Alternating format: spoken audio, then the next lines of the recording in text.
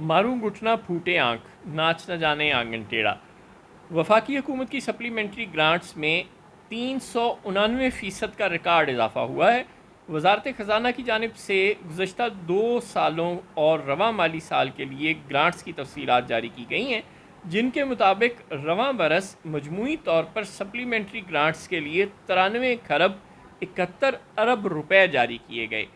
93 खरब 71 अरब रुपए कहाँ से आए? ये सप्लीमेंट्री ग्रांट्स वो बला होती है जो बजट के अलावा होती है। यानी जब आप बजट पेश करते हैं, तकरीबन 100-200 खरब का फ़र्ज़ कर लें, आपने बजट पेश कर दिया और उस बजट में आपने बता दिया कि ये वाले पैसे हम यहाँ लगाएंगे, ये वाले पैसे यहाँ लगाएंगे, और ये जो ख़र्चा हम करेंगे इसके लिए हम फ़लाँ जगह से पैसे कमाएंगे, और ये जो ख़र्चा करेंगे इसके लिए फ़लाँ जगह से पैसे कमाएंगे, इसके लिए हम फ़लाँ मुल्क से इमदाद लेंगे, इसके लिए IMF से इमदाद लेंगे, इस काम के लिए हम लोगों पर टैक्स लगाएंगे, इस काम के लिए हम लोगों पर ये वाला टैक्स लगाएंगे। यूँ इस तरह हम यहाँ से हमारी आमदन होगी और यहाँ यहाँ यहाँ हम खर्च करेंगे। ये बात आप ऐलान कर देते हैं जून में, और फिर आप 400 के करीब सप्लीमेंट्री ग्रांट्स ले आते हैं 2 सालों के दौरान। यानी फ़ी माली साल 200 सप्लीमेंट्री ग्रांट्स, जिसका मतलब है तकरीबन 94 खरब रुपया आपने खर्च किया गुज़श्ता 2 माली सालों के दौरान। और 2 माली साल जो गुज़श्ता गुजरे हैं उनमें या शहबाज शरीफ वज़ीर आज़म थे या अनवार उल हक काकड़ वज़ीर आज़म थे, यानी कि दोनों के दोनों माली साल के दौरान दरअसल वज़ीर आज़म रावलपिंडी वाले थे। और रावलपिंडी वालों ने इसलिए PTI को या अवामी मैंडेट को कुचला इस इलेक्शन के दौरान कि उन्होंने बताया कि पाकिस्तान की जो सिक्योरिटी है उसके ज़ामिन वो हैं।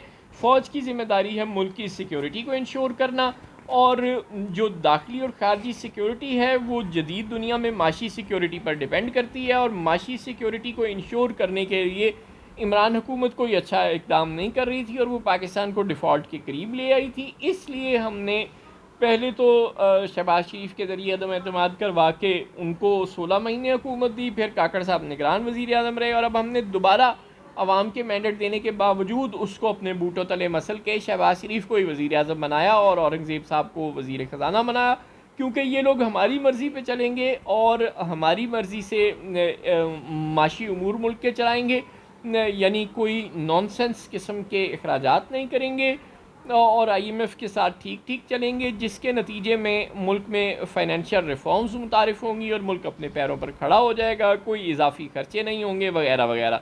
अगर ये सारी तकरीर आपकी दुरुस्त थी रावलपिंडी वालों, और आपका ये सारा फ़लसफ़ा दुरुस्त था कि आप मुल्क में पॉलिसियों का तसलसल लाएंगे, मुल्क में फ़ॉरेन इन्वेस्टमेंट लाएंगे, इमरान खान की बैरूनी दुनिया से ताल्लुकात अच्छे नहीं थे, वो चीन और सऊदी अरब से पाकिस्तान के ताल्लुकात बिगाड़ रहे थे, और अब शहबाज शरीफ आ गए हैं, जिसके नतीजे में चीन और मगरबी दुनिया और अरब मुल्कों से हमारे ताल्लुकात बहुत अच्छे हो गए हैं।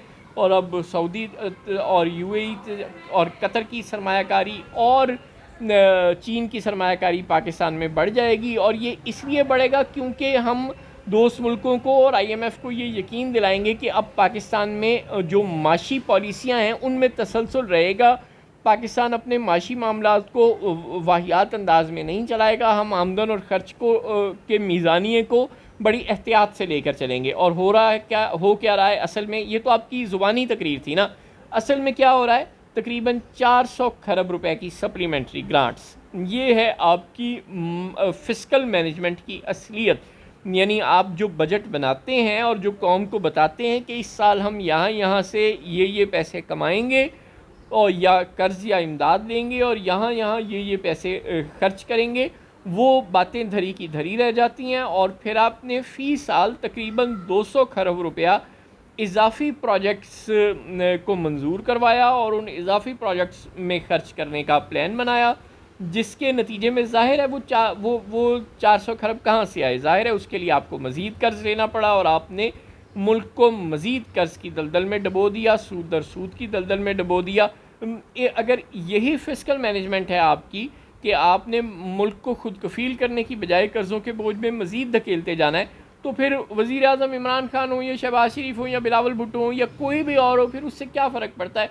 फिर रावलपिंडी वाले अब डुगडुगी बजाते रहें और बंदर का तमाशा सियासतदानों का देखते रहें या सियासतदान खुद ही एक दूसरे से गुत्थम गुत्था और दस्तों गिरेबान होते रहें? फिर फ़र्क क्या है?